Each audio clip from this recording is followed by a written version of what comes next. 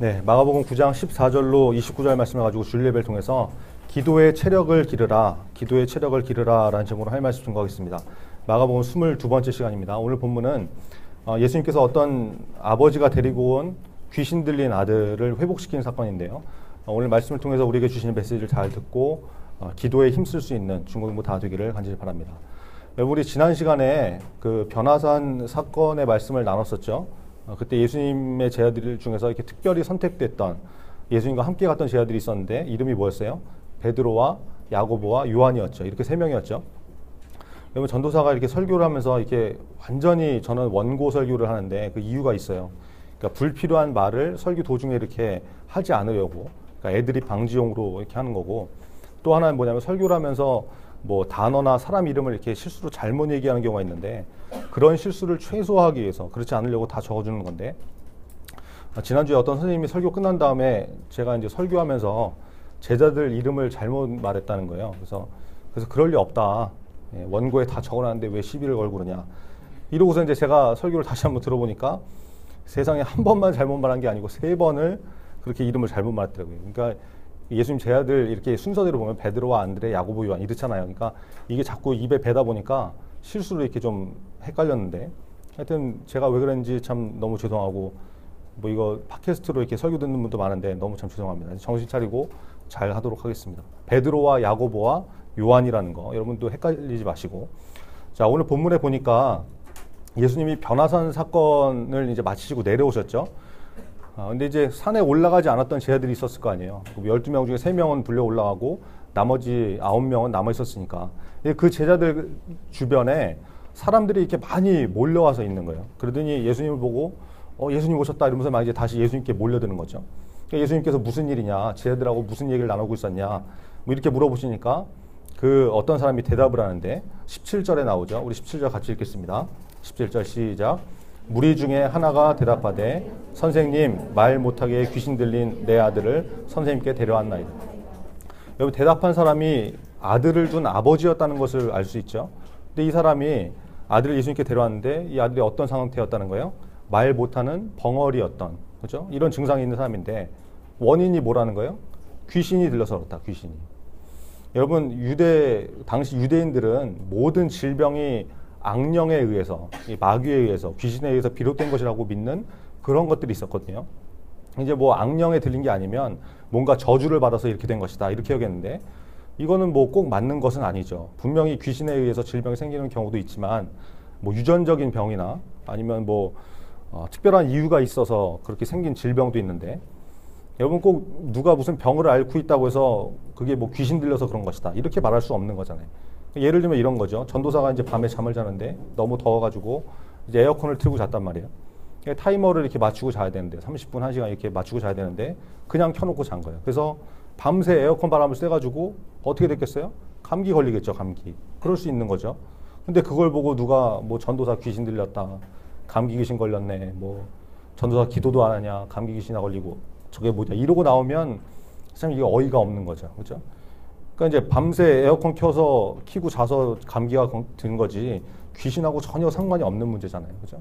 이걸 귀신 탓으로 돌린다고 하면 귀신이 얼마나 억울하겠어요.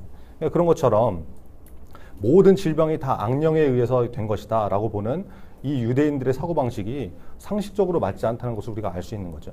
그런데 본문에 나오는 이 아들은 아버지가 그냥 그렇게 말한 것이 아니라 여러 가지 증상을 보니까 진짜로 귀신과 연관이 있었기 때문에 그랬다는 거예요. 18절 한번 같이 볼까요? 18절 같이 읽겠습니다. 시작. 귀신이 어디서든지 그를 잡으면 거꾸러져 거품을 흘리며 이를 갈며 그리고 파리해지는지라. 내가 선생님의 제자들에게 내쫓아달라 하였으나 그들이 능히 하지 못하더이다. 자, 이 아들이 벙어리였을 뿐만이 아니라 무슨 증상이 있었다는 거예요? 간질 증상도 있고, 그래서 거꾸러지고 거품 흘리고 이를 갈고 이랬다는 것이죠. 그래서 이 아버지가 볼 때는 이건 그냥 뭐 의사가 고칠 수 있는 병이 아니라, 그런 문제가 아니라 예수라는 분이 귀신도 쫓고 병자도 고치고 그렇다는데 그분한테 한번 가봐야 되겠다, 이러고 예수님을 찾아 나왔다는 거예요. 근데 마침 와보니까 가는 날이 장날이라고 예수님께서 안 계신 거죠. 왜요?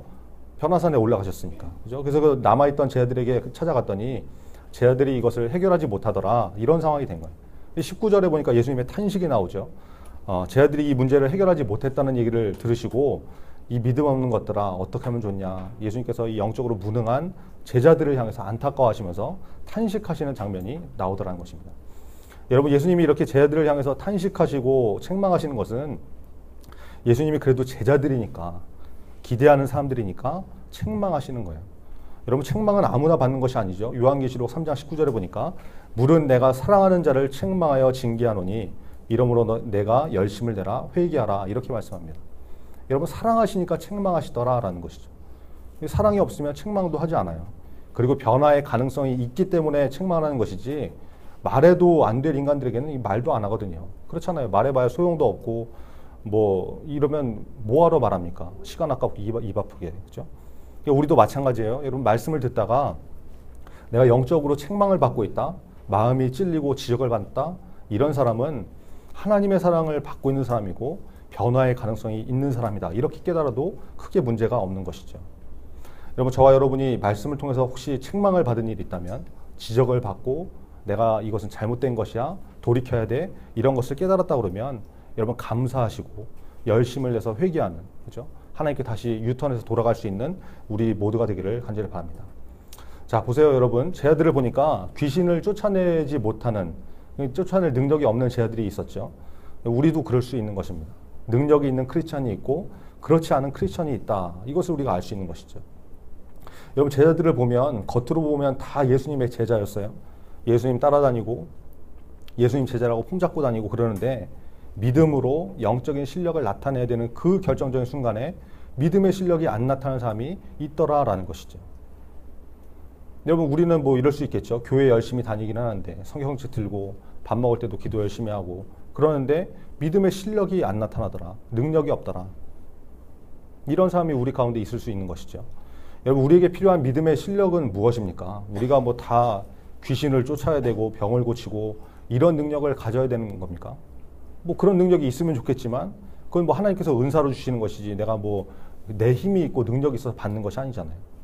그래서 우리에게 필요한 믿음의 능력은 여러분 다른 것이 아니라 우리의 삶 가운데서 크리스천답게 살 수 있는 능력, 이것이 필요한 거예요. 이것이 정직할 것이냐 거짓말할 것이냐, 이 순간에 정직을 택하고 손해볼 줄 아는 것, 말씀에 순종할 것이냐 불순종할 것이냐, 이 선택의 기로에서 하나님 말씀 붙드는 삶을 선택하는 것, 이게 우리에게 필요한 믿음의 능력이라는 것입니다. 여러분, 제자들의 모습을 통해서 우리 자신 한번 점검해 봤으면 좋겠습니다. 나는 과연 크리스천으로서 능력 있는 삶을 살고 있는지. 저와 여러분이 혹시 그런 모습이 없다면 하나님께 더 기도해서 능력 있는 삶으로 변화될 수 있고 또 크리스천답게 사는 그 능력이 우리 가운데 임하는 중고등부 다 되기를 간절히 바랍니다. 20절 같이 보겠습니다. 20절 시작. 이에 데리고 오니 귀신이 예수를 보고 곧 그 아이로 심히 경련을 일으키게 하는지라 그가 땅에 엎어져 구르며 거품을 흘리더라. 여러분, 정확하게 성경이 귀신의 존재를 말씀하고 있죠. 이 아이가 귀신에 들렸는데 그 안에 있는 귀신이 예수님을 딱 보니까 예수님을 쳐다보기만 해도 부들부들 떠는 것이죠. 경련을 일으키고 땅에 구르게 만들고, 그렇죠? 그렇다라는 거예요. 여러분, 예수님을 바라보는 것이 이런 능력이 있다는 것입니다. 예수님을 바라보기만 해도 영적으로 이런 역사가 나타나는 것이죠. 그래서 중요한 것은 뭐냐? 여러분, 우리가 어떤 상황에 놓인다 할지라도 예수님 바라보는 것을 놓치면 안 된다라는 거예요. 예수님 바라보는 것만 잘해도 영적인 능력이 나타날 수 있기 때문에 그런 것이죠. 여러분, 그것을 우리만 아는 것이 아니라 마귀도 잘 알고 있죠. 그래서 이걸 잘 아는 마귀는 끊임없이 우리가 예수님 바라보는 것을 방해하는 거예요. 방해하는 거. 예수님 바라보는 예배를 멀리하게 만들고 교회를 떠나게 만들고 시험 들고 상처받게 만들고, 그죠? 그래서 교회 공동체에서 멀어지게 만드는 이런 역사를 마귀가 하고 있다는 것이죠. 예수님 앞에 서지 못하게 경련을 일으키고 땅에 엎어져 구게 만드는 것처럼 우리 인생 가운데 그렇게 역사하는 악의 세력이 있다는 거예요. 여러분 중에 꼭 주일만 되면 늦잠 자게 되고 뭐 주일만 되면 교회 가기 싫은 마음 들게 하고 비 오고 날씨 안 좋으면 이렇게 교회 나오기 싫어지게 하는 그런 마음 드는 그런 사람들이 있죠. 그런 마음이 왜 드는지 그 원인을 잘 봐야 되는 거예요. 과연 누가 그 마음을 내 마음 가운데 넣어주느냐. 여러분, 이것을 영적으로 잘 분별하고 예배를 놓치면 안 되는 것이죠. 예배가 예수님 바라보는 것이기 때문에 잊지 마십시오. 예수님을 제대로 바라보기만 해도 반응이 나타납니다. 우리가 예수님을 제대로 바라보는 삶을 살기만 살아도 마귀가 부들부들 떠는 그런 인생이 된다는 거예요. 여러분, 이 사실을 꼭 기억하시고 우리 중고등부가 특별히 예수님 바라보는 일, 예배에 우선순위를 줄 수 있는 믿음의 사람 다 되기를 간절히 바랍니다. 자, 예수님께서 이 아이의 아버지에게 질문하시죠. 얘가 언제부터 이랬냐 물어보시니까 어릴 때부터 그랬다고 대답을 합니다. 그러면서 22절에 뭐라고 그러세요? 22절 같이 읽겠습니다. 시작. 귀신이 그를 죽이려고 불과 물에 자주 던졌나이다. 그러나 무엇을 하실 수 있거든 우리를 불쌍히 여기사 도와주옵소서. 귀신이 그를 어떻게 하려고 했다는 거예요? 죽이려고 했다. 죽이려고 했다. 여러분, 귀신의 속성, 마귀의 특징이 나오죠. 그게 뭐라는 것입니까? 죽이는 것이다. 영적으로도 죽이고 육적으로도 죽이고, 죽이는 것이 마귀의 속성이라는 거예요. 반대로 예수님은 어떤 분이세요? 살리시는 분, 회복시키는 분. 그렇죠? 우리 성경을 통해서 발견할 수 있는 것이죠. 자, 그런데 이 아버지가 예수님께 이렇게 말을 하죠. 무엇을 하실 수 있거든 우리를 불쌍히 여기사 도와주옵소서. 자, 보세요 여러분. 지금 이 아버지는 예수님이 오시기 전에 이미 제자들에게 한번 부탁을 했었죠. 이 아들을 좀 고쳐달라고, 치유하게 해달라고. 근데 제자들이 그걸 못했잖아요. 그죠? 그러니까 그런 경험이 있으니까 해달라고 해도 안 되는구나, 못할 수 있구나, 이렇게 실망해서 깨진 마음이 되어버린 거예요. 그래서 예수님께 이렇게 말하는 거죠. 혹시 하실 수 있으면 좀 불쌍히 여기셔서 도와달라고, 이렇게 말하는 것이죠. 그랬더니 예수님께서 뭐라고 하십니까? 23절, 굉장히 중요한 말씀인데 같이 읽겠습니다. 23절 시작. 예수께서 이르시되 할 수 있거든이 무슨 말이냐? 믿는 자에게는 능히 하지 못할 일이 없느니라 하시니. 여러분, 예수님께서 살짝 빈정상하셔서 책망하시는 거예요. 이 아이의 아버지가 믿음 없는 소리 하니까. 그죠? 예수님의 능력, 하나님의 권능을 믿는다면 이렇게 말할 수 없는 거잖아요. 그죠? 할 수 있으시면. 이게 무슨 말이냐? 예수 믿는 것, 하나님의 능력에는 능하지 못한 것이 없다. 예수님께서 이 말씀하시는 거죠. 그랬더니 이 아이의 아버지가 뭐라고 합니까? 24절에 나오는데요. 같이 읽겠습니다. 시작. 곧 아이의 아버지가 소리를 질러 이르되 내가 믿나이다. 나의 믿음 없는 것을 도와주소서 하더라. 여러분, 이 자세가 굉장히 중요한 것이죠. 주님, 내가 믿습니다. 나의 연약한 믿음을 불쌍히 여기시고 도와주세요. 이 고백하는 거예요. 여러분, 우리에게도 다 필요한 고백이죠. 여러분, 우리도 생각보다 되게 믿음이 없습니다. 믿음 좋다고 착각하고 사는데 혼자만의 착각일 때가 굉장히 많아요. 그렇게 착각하고 살다가 무슨 문제가 터지면, 뭐 빵 터지면 멘붕, 그죠? 믿음 다 잃어버리고, 믿음 온데간데 없고, 문제 해결하려고 사람 붙들고, 돈 있으면 마음이 든든해지고, 돈 없으면 불안하고. 우리가 혹시 그러고 있지 않습니까? 여러분, 그런 우리에게 꼭 필요한 고백과 기도죠. 내가 믿나이다. 나의 믿음 없는 것을 도와주소서. 여러분, 이번 한 주 우리가 이 기도에 좀 힘썼으면 좋겠습니다. 주님, 내가 믿습니다. 나의 믿음 없는 것을 도와주세요. 그러면 여러분, 그 기도를 드시고 예수께서 도와주십니다. 믿음을 더해주시고 문제를 해결해 주시고 회복시켜 주실 것입니다. 여러분, 이 고백과 기도를 통해서 믿음 가운데 굳게 설 수 있는 저와 여러분 다 되었으면 좋겠습니다. 예수님께서 귀신을 꾸짖어서 쫓아내 주시죠. 그래서 뭐 죽은 것 같이 막 이렇게 애가 쓰러지고 막 이래갖고 사람들이 뭐 죽었다 뭐 이러니까 예수님께서 손을 잡아서 이렇게 일으켜 세우십니다. 회복을 시켰죠. 근데 제자들이 보니까 이게 장난이 아니거든요. 자기들은 못했는데 예수님은 말씀 한번 하니까 막 귀신이 떠나가고, 죽은 것 같은 아이가 손잡아 일으키니까 막 살아나고, 완전히 회복되는 능력이 나타나잖아요. 기적이 나타나잖아요. 그러니까 이게 너무 신기하니까 예수님하고 따로 있을 때 조용히 제자들이 물어보는 거예요. 예수님, 우리는 왜 그 귀신을 쫓아내지 못한 건가요? 그러니까 예수님께서 대답을 하시는데, 그게 오늘 29절 말씀입니다. 같이 읽겠습니다. 29절 시작. 이르시되 기도 외에 다른 것으로는 이런 종류가 나갈 수 없느니라 하시니라. 여러분, 이게 무슨 말씀인지 약간 좀 헷갈리죠? 이게 쉬운 성경을 보니까 표현이 이렇게 되어 있습니다. 예수님께서는 이런 종류의 귀신은 오직 기도로만 쫓아낼 수 있다고 대답하였습니다. 이렇게 말씀합니다. 이게 의미가 좀 더 명확해지는 거죠. 여러분, 중요한 것은 이것입니다. 기도하지 않고는 이런 능력이 나타나지 않는다. 이 말씀이라는 것이죠. 답은 기도다. 그렇죠? 예수님이 기도해야 능력이 나타난다. 이렇게 말씀하시면 더 이상 여러분 다른 얘기가 필요 없는 거예요. 기도하면 능력이 나타나는 거예요. 그러므로 우리는 기도에 힘쓰는 사람이 되어야 된다는 것입니다. 여러분, 참 신기한 게 있는데요. 자녀들은 부모를 닮죠. 그죠? 여러분 다 동의하십니까? 여러분을 보면 여러분의 부모님이 어떤 분인지 대략 나와요. 대략. 뭐 여러분이 부모님을 닮으니까. 그죠? 뭐 얼굴을 닮은 사람도 있고, 뭐 키나 외모를 닮은 것도 있지만 성품이나 행동, 습관 이런 거 굉장히 많이 닮아 있다니까요. 우리가 모르지만 또 그런 것들이 많이 보여요. 근데 신기한 것은 여러분 희한하게도 교회도 그래요. 교회도. 성도들은 목사님을 닮아갑니다. 그렇죠? 진짜 희한해요. 비슷하게 가요. 제가 가끔 우리 중고등부를 보고 깜짝깜짝 놀라거든요. 저는 이제 기도할 때 막 주여 삼창하고 소리 지르고 이렇게 하는 거 별로 안 좋아하는데, 근데 우리 중고등부도 보니까 똑같아. 뭐 기도도 조용조용히 하고 찬양을 해도 뭐 기껏 박수나 치고. 이게 여러분 교회를 보면 이게 확률적으로 보면 뭐 소리 지르고 이렇게 막 주여 삼창하고 울고 불고 이런 애들이 꼭 이렇게 확률적으로 돌연변이처럼 한 두세 명씩 있는데 희한하게 우리는 한 명도 없어. 이게 참 신기한 일이죠. 금요일 날 1박 2일 이제 MT를 했잖아요. 이게 한 20명 정도 이렇게 모였는데 금요 기도회 끝난 다음에 이제 개인 기도 시간이 있었단 말이에요. 한 10분에서 15분 정도 이렇게 시간을 줬는데 기도를 하고 이제 놀자. 그렇게 해서 이제 기도를 하기로 했어요. 근데 한 5분 지나니까 주여 삼창은커녕 이제 다 눈 뜨고 두리번거리고 안절부절하고 어쩔 줄 몰라 하고 서로 어떻게 해야 되냐, 이거 이제 남은 시간 어떻게 해야 되냐, 막 이게 대화 나누고 웃고 이러고 있는 거예요. 제가 이거 좀 보고 좀 충격을 받았어요. 아, 우리가 참 기도를 너무 이렇게 오랫동안 잘 못하는구나. 주여 삼창하고 부르짖고 기도하는 거 이런 거는 못한다 그래도 뭐 한 10분, 20분 정도 꾸준히 기도하는 것은 할 수 있어야 되는데 5분도 이렇게 제대로 못하는구나. 제가 좀 충격받았어요. 끝까지 기도한 사람은 단 한 명. 우리 부회장님, 역시 우리의 호프, 우리의 희망, 단 한 명. 나머지는 뭐 화장실 급하다고 나가고 나갔다 안 들어오고 눈 뜨고 옆 사람 구경하고. 여러분 책 잘 읽는 사람 있죠? 독서 잘하는 사람. 이런 사람들 보니까 독서 체력이 좋다라는 말이 있어요.